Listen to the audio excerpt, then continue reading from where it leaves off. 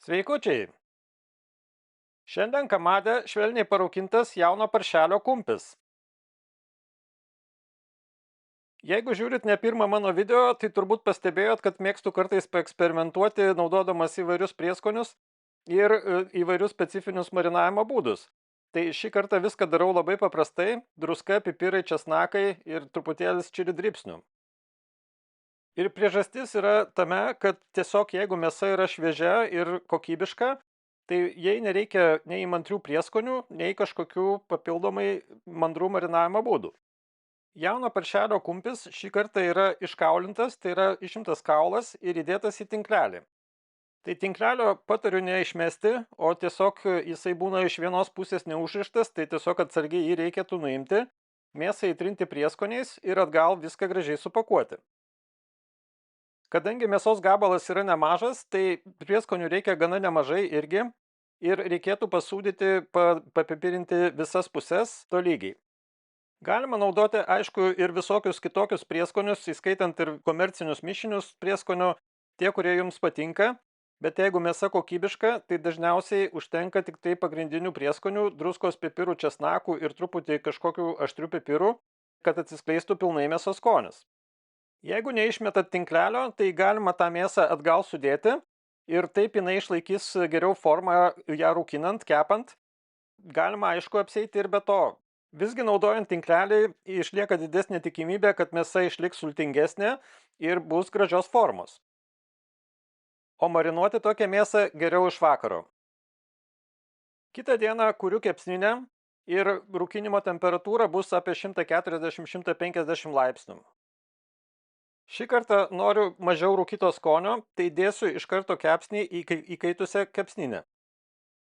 Jeigu norite daugiau rūkyto skonio, tai galima būtų dėti kepsnį dar į atvėsusią kepsninę ir tokiu atveju rūkinimo procesas užtruks ilgiau, mėsa gaus daugiau dūmo.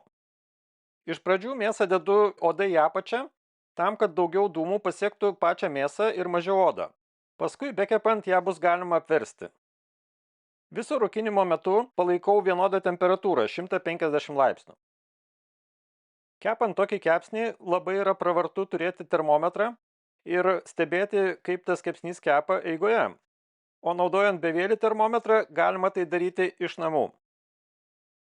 Jeigu pavyksta palaikyti stabilią kepsninės temperatūrą, tai galima visą valandą į tą kepsnį net ir nežiūrėti ir maždaug po valandos aš jį tiesiog apverčiu.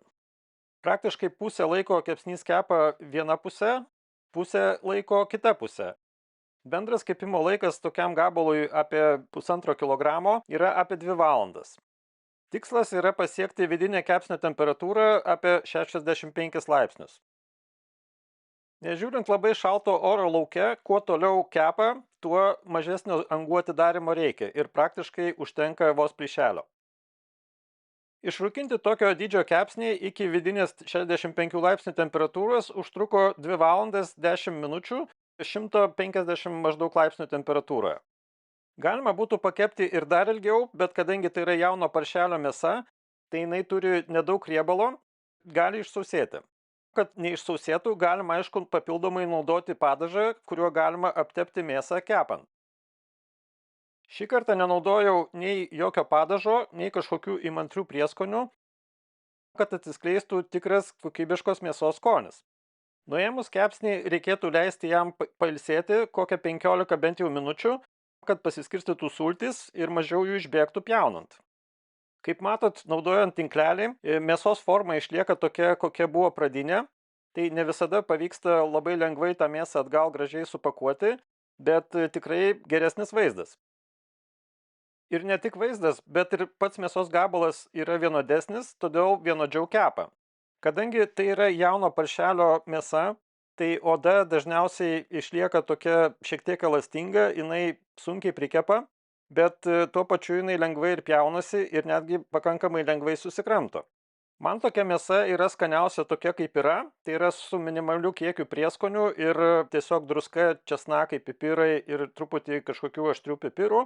Norint, galima prisidėti prieskonių ir papildomai.